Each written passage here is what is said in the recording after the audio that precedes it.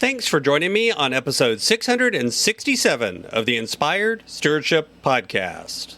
My name is Show Adeyemi. I'm a Christian financial advisor. I'm the host of the Dollar Savvy podcast. And I challenge you to invest in yourself, invest in others, develop your influence, impact the world by using your time, your talents, and your treasures to live out your calling. Find your path to financial freedom. And one way to be inspired to do that is to listen to my friend, Scott Mater, the Inspired Stewardship Podcast.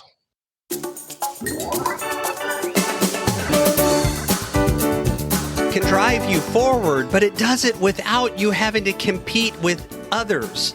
Even it does it without you having to compete with yourself, because it's about moving forward out of the past, through the present, into the future, without holding any of those moments except the present above any other.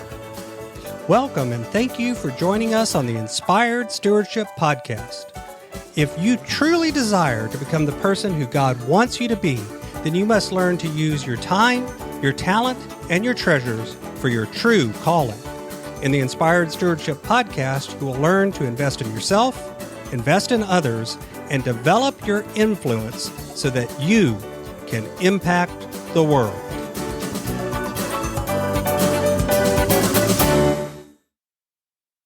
In today's Spiritual Foundation episode about developing your influence, I talk with you about what John Wesley means by the expression on towards perfection.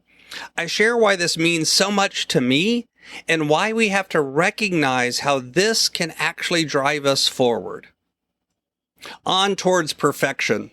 You know, John Wesley, the founder of the Methodist movement, talks a lot in various sermons and various times about this idea called Christian perfection. And John Wesley did believe that it was possible for believers to arrive at Christian perfection in this lifetime, that this wasn't something that, came after your death or in some sort of afterlife, but it could come during your actual life. And that might sound a little weird or a little arrogant even. But when we're talking here about Christian perfection, this doesn't mean that you're perfect in every way. Far from it. In fact, he kind of thought of it more as sort of this practical idea that you would be perfected in love, that you would come to a place or could come to a place where you could be without not sin, but be without intentional sin. You could actually work it out where you would not do any deliberate action or purposeful action that would harm others or separate you from relationship with God. That yes, sins of ignorance, sins of error, mistakes are still going to happen. We're going to do the wrong thing from time to time because we don't have perfect knowledge and know what the perfect solution is. But Wesley believed that through grace, you could move to a point where you would never sin on purpose.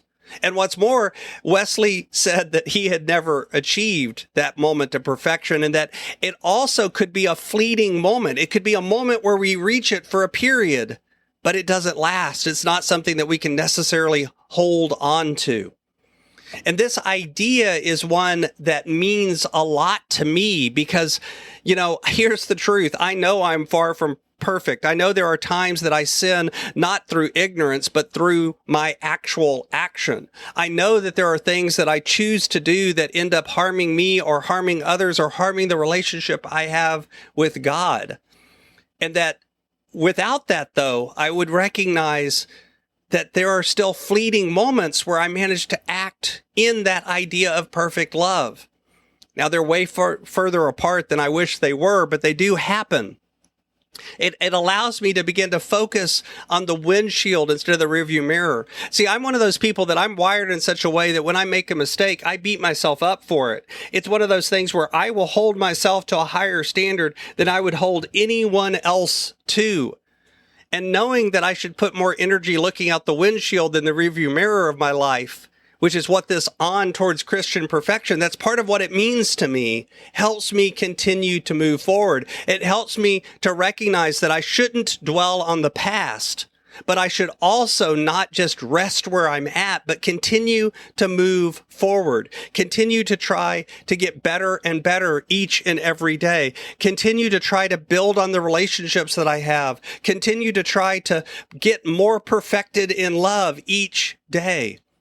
This means so much to me because it keeps me driving forward, but it keeps me driving forward in a very positive way. It's not a competitive thing. This becomes not about what anyone else is doing. It helps me hold a judgment-free zone to a large extent when I'm working with clients, where I'm not looking at them going that the decisions that they make are right or wrong. Instead, it's about the decisions that they make are the decisions that they make in the moment that they make them. And that I truly believe that everyone tries to make the best decision they can with the information they have at the moment that they have it. This idea allows me a little bit of room to forgive myself as well as others. It allows me some space to recognize that it's not about never sinning, because sins of ignorance, sins of error are going to happen. Instead, it's about getting better every day, getting a little deeper into the relationship, getting a little deeper into caring and loving for others, recognizing injustice and speaking out against it a little more each day.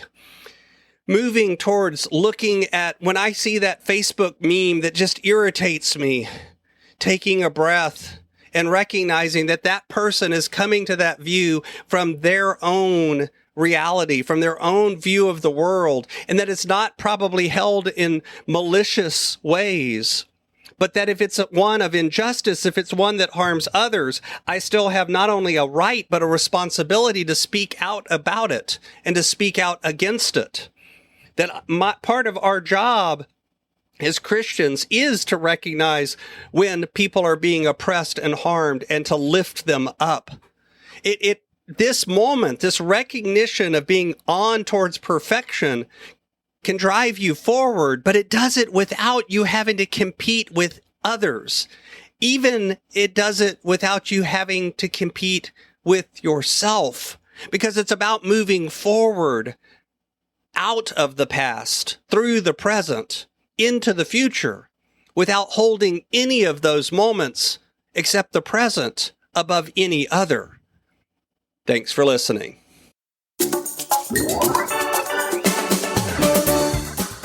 Thanks so much for listening to the Inspired Stewardship podcast.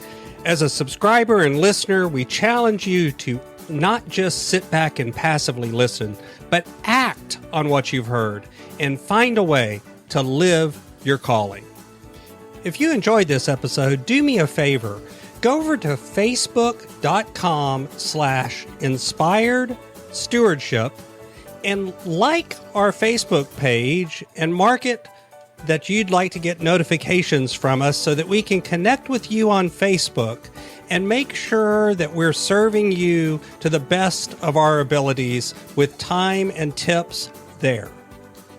Until next time, invest your time, your talent, and your treasures.